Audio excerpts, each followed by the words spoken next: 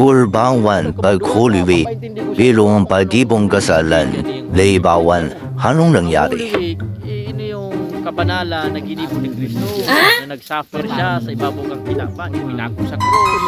Hindi man sinabi na dahil kita magtrabaho, hindi man sinabi na hindi ka magagani karne o mga tradisyon na nangyari din sa kinabi. Pag daw ko nga nit, tingala, kung ka man gaya din parang wala mo naman lang. Ano daw kung panin doon niyo?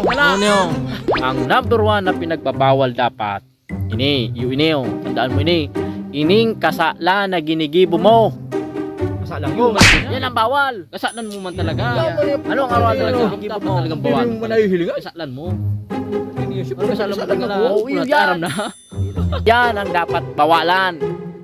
Bako ini yung mga, ay naku, makulugon sinda sa payaw.